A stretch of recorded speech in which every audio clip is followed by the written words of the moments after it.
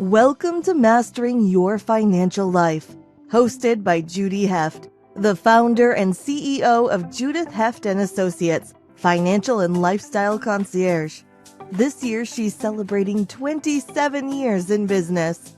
In every episode, Judy interviews professionals who help others successfully manage their financial lives.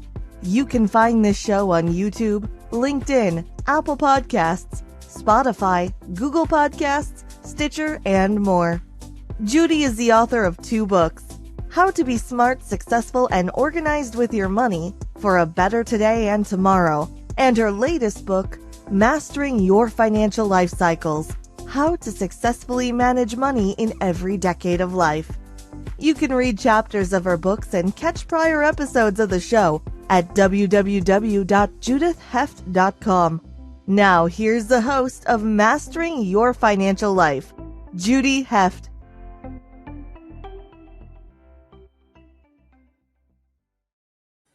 Hello, everybody, and welcome. Welcome to episode 76 of Mastering Your Financial Life. And today I'm really excited to be here with Attorney Eric Schutzbank. And Eric is a family law attorney. He's admitted in Massachusetts and New Hampshire.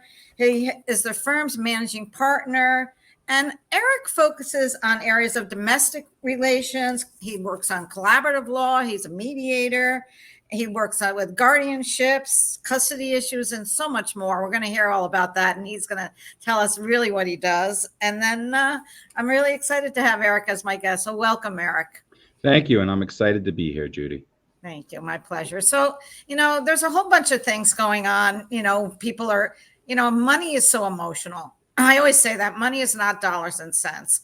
And so, and then you've got the emotions of contemplating, do you want to get a divorce? Do you want to stay in this marriage? What's going on? So all that comes up. So there's so many pressing financial issues. Do you want to touch on some of those that you've experienced? Absolutely. And you're 1,000% right when you talk about the emotions, Judy. It'll be interesting what people will argue over financially that really has no value. I can tell you one of my very first cases when I was a young attorney, they were fighting about a $300 black and white television. That was the emotional link on the divorce, was that black and white TV. So you just never know. It's not always about the dollars and cents. In terms of what the most pressing issues are in a divorce, it will vary from family to family, but generally it sort of follows along this.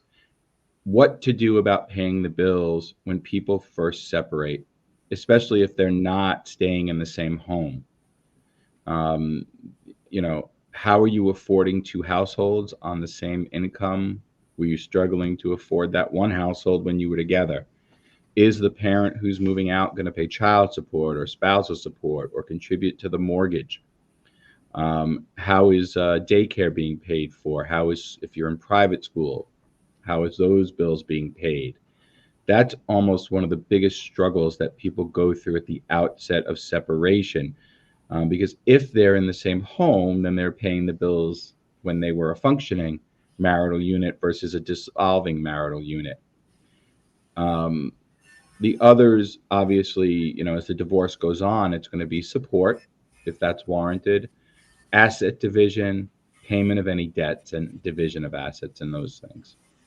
Yeah, so true that you bring it up about the house too, because, I think a lot of people, I've seen this in my experience working with people contemplating or going through a divorce, is like they think, okay, well, I'm only going to have to pay half of my expenses. It doesn't really matter. So it's not going to cost me that much. But that's such a wrong answer because there's just so many factors to look at. And, it really depends on who's the wage earner. Mm-hmm. Can you afford the home? Based on whatever your support's going to be. But in terms of the bills, especially if you have a one parent working situation where the other parent's now like, wait a second, I have to go work and be the primary parent to the children, which after being out of the workforce for a number of years could be quite daunting. It's so true. And so some of the reasons why somebody would keep the house, or maybe some of the reasons why they shouldn't keep the house, it's such a double-edged sword, I think, in so many cases. It is absolutely a double-edged sword. the house is really one of the most emotional things for a lot of people. For some, it's the work they put into it. That tends to fall with the men more than the women. Even if women have done the work, they're not necessarily as attached to it, I find, as the men are for that reason. Or it's the dream house. It's the house they've always wanted, the neighborhood they've always wanted. So the house is very emotional. And what you find is clients will sort of put all common sense out the window when it comes to making a decision on the house. They will want to keep the house even when financial advisors and people such as yourself point out to them, you don't have the ability to pay for it, or you're going to be what they call house rich and cash poor. Great, you've got this house with all this equity, but if you need new tires on your car, you're not going to be able to afford them because all of your money is going to that house. The rule of thumb, at least in divorce terms, is we've always said you don't want to pay more than 50% of your net income on your housing, because if you do, you don't have money for the rest of your bills. And I've had clients that'll be paying 80% of what they have coming in the door to keep a house. And it doesn't matter how many people, how many family members, financial professionals, lawyers tell them that they shouldn't do it. They don't always make the right decision. So you really have to look at, can I afford it? What are the reasons I'm keeping the house? Do I realize that if I'm going to maybe struggle for 2 years, but I'm near retirement and I'm going to sell it and move out of state to somewhere cheaper, maybe that makes sense for that 2-year struggle versus young parent who's got an 8-year-old child and a 10-year-old child. And, well, I want to keep it because of the school system. And so a lot of factors go into those decisions. And I really can't say that you should necessarily keep the house. It is certainly a case-by-case situation. Oh, that's so true. When I got divorced, I really would have loved to have kept my house, but I couldn't afford it, and neither could he. And we had to sell the house.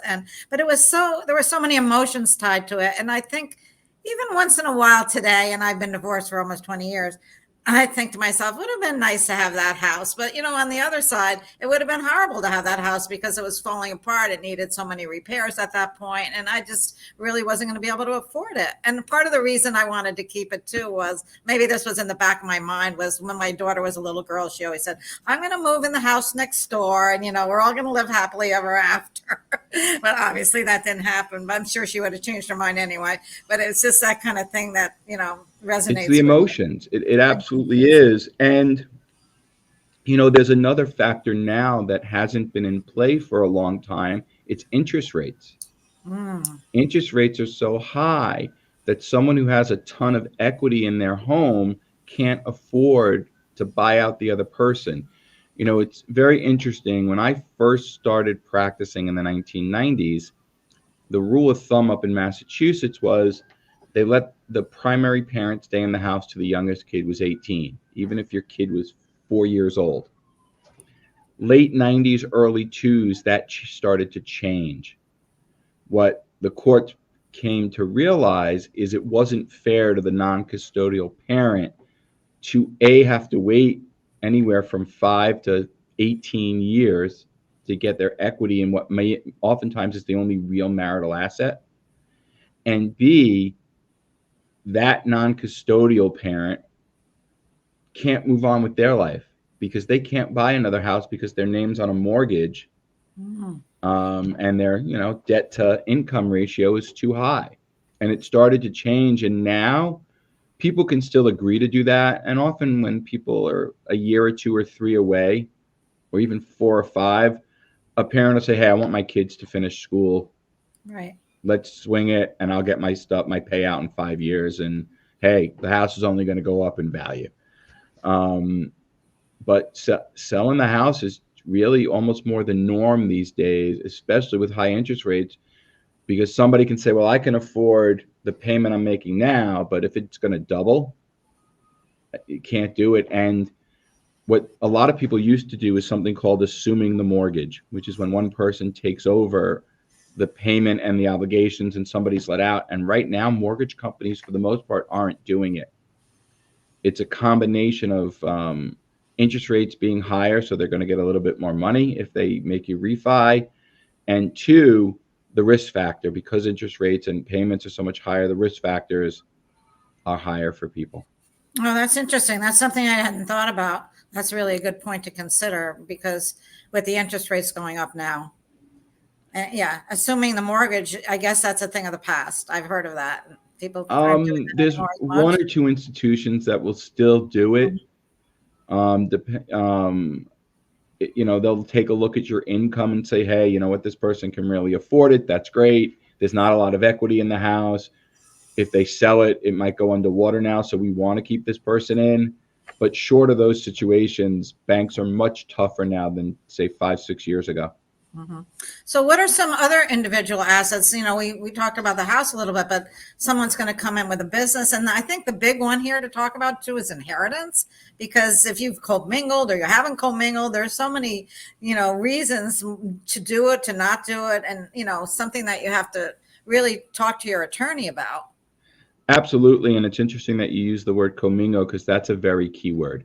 So in Massachusetts, it's what's called an equitable division state. That doesn't necessarily mean equal. It means the judge takes a look at all of the assets of the parties and determines what's equitable in terms of what is and isn't in the marital estate and what gets divided. So that can vary depending on a variety of factors. Let's start with one, length of the marriage. You're married a year and you realize you married the wrong person, you're probably going to go out of the marriage with what you came into it. I mean, if you bought property real quick, okay, and it increased in value, you'll get something. The rule of thumb that a lot of people use is 10% of premarital assets come into the estate every year. And so that by the time it's a 10-year marriage, everything's in. But even that's not accurate, because with retirement, regularly whatever you had at the start of the marriage is usually excluded, unless you're at that retirement age, and it would be unfair to exclude and would put one person in a situation where they couldn't care for themselves. In terms of businesses, they're going to look at a variety of factors to determine, one, is there any equity? If you're talking about, say, a carpenter who's maybe a firefighter and does carpentry work on the side, that business doesn't have a whole lot of equity or value. Now, if you're talking about a carpenter or a construction person who's, owns a lot of equipment, that business has more value. And it's going to be included, part of it at the very least, depending on when it was started. And what did the other spouse do? Did that spouse keep the books for the primary business owner? Were they involved? Were they not involved? That's all going to factor into it. Plus, what can the person realistically afford to pay factors into it. Other assets, bank accounts, they're generally going to be split and divided. Same thing with brokerage and investments. Inheritance. That's the unique. That's the one I want to hear about. Let's talk about inheritances. So, the first thing is, when was the money inherited? If you split up in 2023 and the money came in, your aunt died yesterday, there's a good chance it's being excluded because it's post-separation. Now, even if it's excluded as a dividable asset, a judge may look at it and say, well, wait a second, we're going to do an unequal division of other assets because one party has inherited a big amount of money and is in a different financial position. So even if the inheritance isn't being divided, sometimes it can result in other assets being unequally divided. Now, let's take the situation where maybe the inheritance was before the marriage and has been sitting in an account somewhere and you never looked at it, was never commingled, or what we call woven into the marital estate, even if it wasn't commingled. Commingled basically means it's a joint asset. You put money into a joint account. Whereas woven into the fabric of the marriage means it was spent on marital things during the marriage. So if you inherited money and you say use that to pay for your vacation every year, or maybe you use that money to pay for the vacation home, there's a good chance that inheritance or some part of it's going to be included in the marital estate because it was woven into the fabric of the marriage. Now let's just say you decided to use one spouse's income on luxuries because you knew you had an inheritance and that was going to be your retirement and your savings. You've got a good argument to include it because the spouse who was putting their income into the luxuries wasn't doing anything to do savings because the plan had been to rely on the inherited money for retirement and savings. So there's a variety of factors, and length of marriage also plays into it. The longer you're married, the more likely some portion of it will be in. The same thing goes for trusts. If you're the beneficiary of a trust and you have started receiving disbursements during the marriage, where did that money go? Did you receive disbursements? How is the trust set up? Is there a spendthrift clause so that in the event of divorce, you don't get anything for a while as a beneficiary, which a lot of parents, when they make their trust for their children, do that kind of thing because they say, hey, you know what? I don't want my money going to an ex-spouse. I love my son-in-law or daughter-in-law, but if they become an ex, I don't love them as much anymore. So all of those factors play in terms of whether inheritance comes into play. And again, it's not necessarily 50-50. It's so interesting. There's so many different nuances here. So I have a client who was married for 20 years and got divorced. And during those 20 years, his parents had passed away and he inherited some property, income property. But that all went into the family assets. So then when he went to get divorced, he had to share half of that, and he had to share half of the future income from those properties with his ex-spouse, the way his agreement was set up. And so I'm surprised he was furious. Yeah.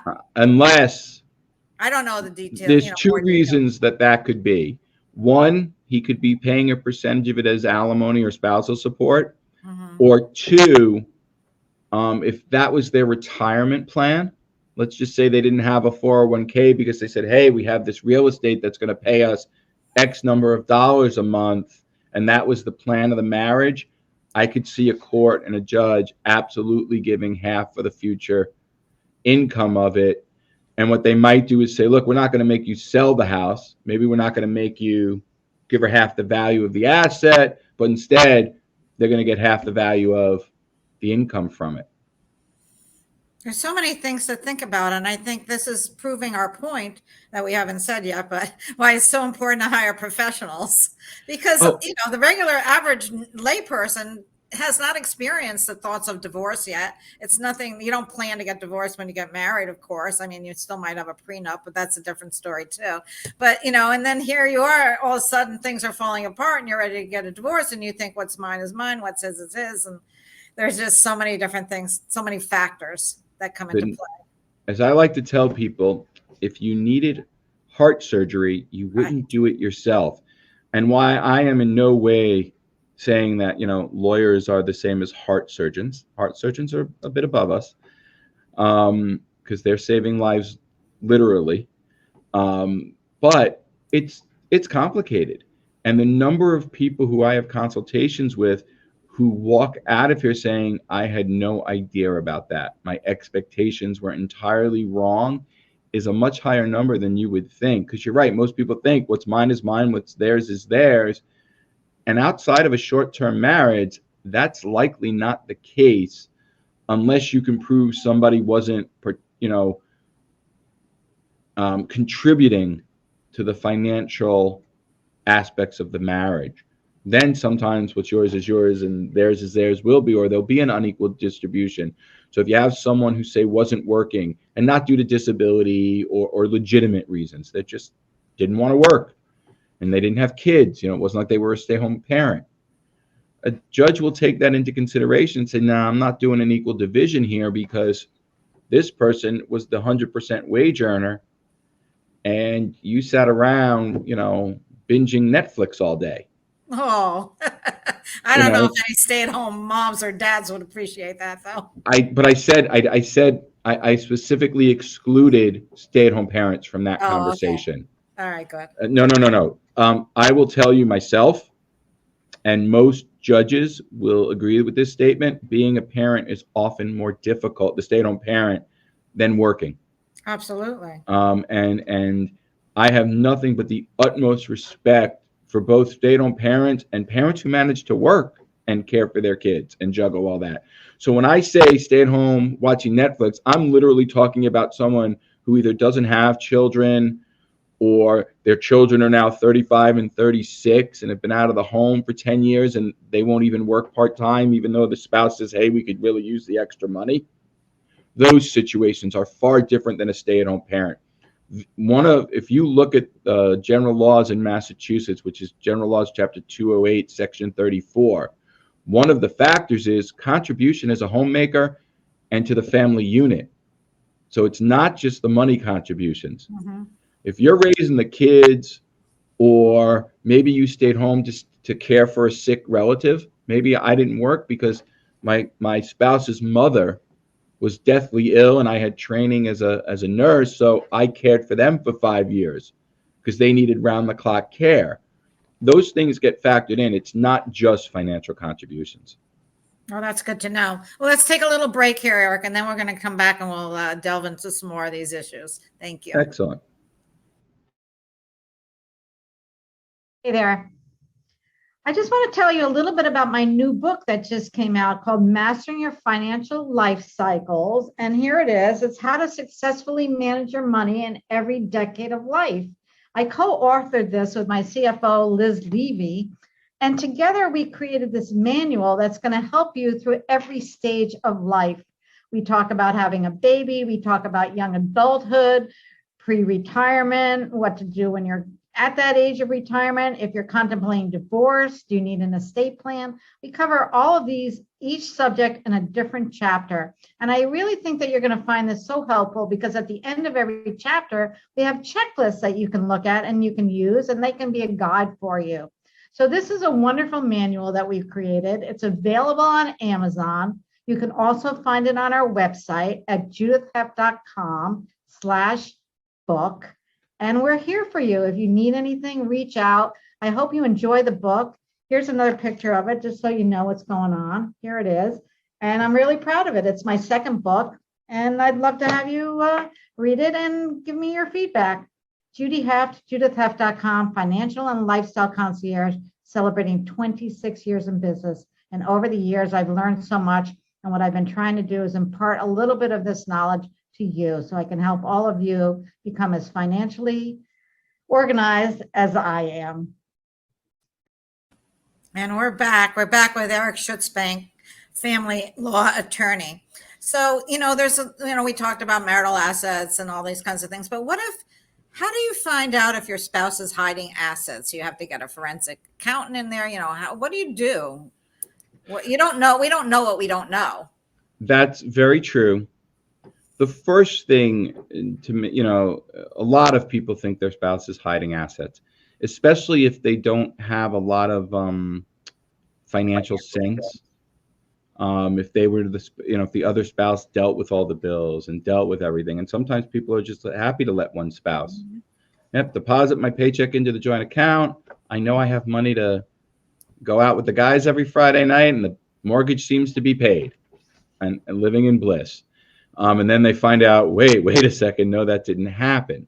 Or a spouse is in a cash business. The answer is it depends. First off, how much money are these people really earning? If you've got someone who's making $70,000 a year as a carpenter, and I'll use that as the example because sometimes they don't always report all of their income and do some things. And you look at the person's expenses and say, yeah, he's probably hiding about 10 grand in cash a year.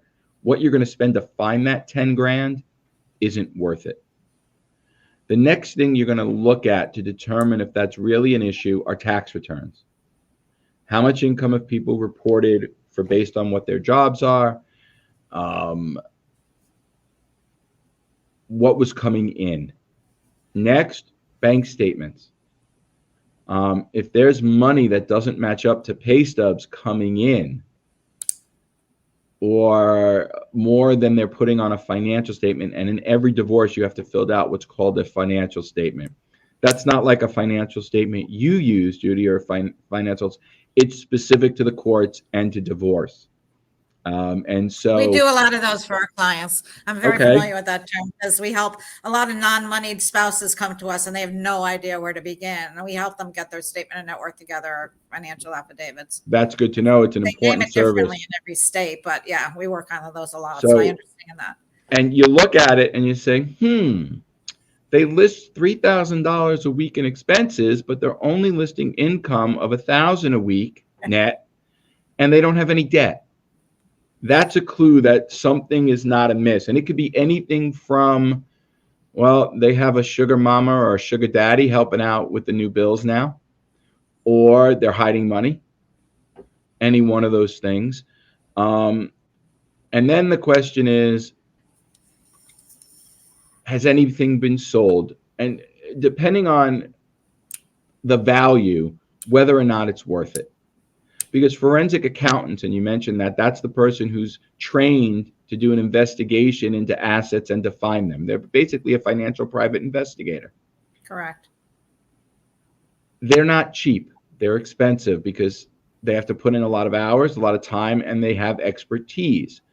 Lawyers don't have an expertise. Like, I can read a bank statement and automatically know if it doesn't mesh. But where the money went, I have to hire an expert.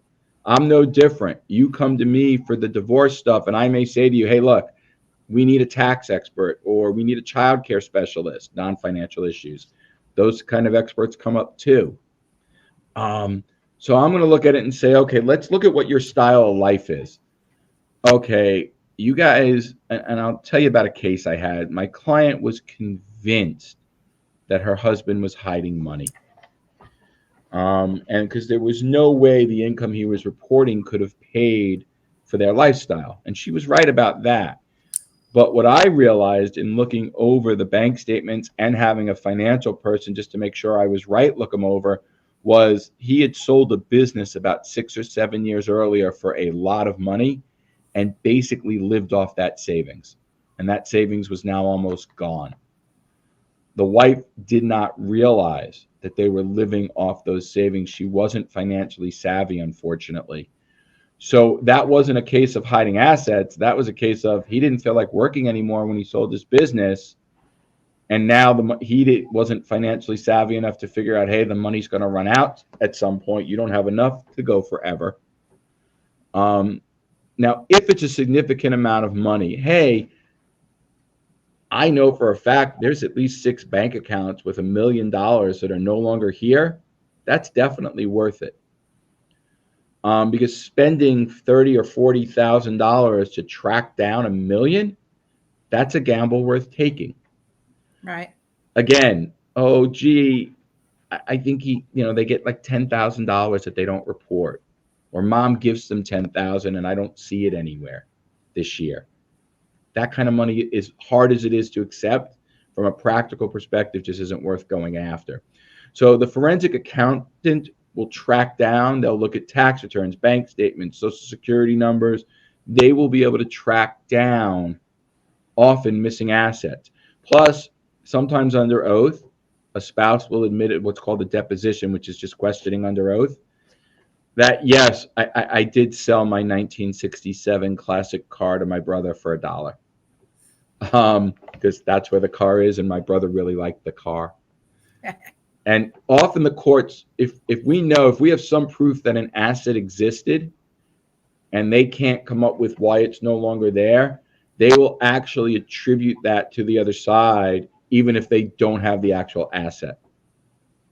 Yeah, you can't be too careful, I guess, with trying to hide things or getting away with things in the courts, because there are professionals out there and they're going to know these things that you think are no big deal, but they are a big deal. And it's worse than that, because if you get caught doing that, now if the attorney was in on it, their reputation is now an issue, and perhaps a report to the Board of Bar Overseers for misconduct.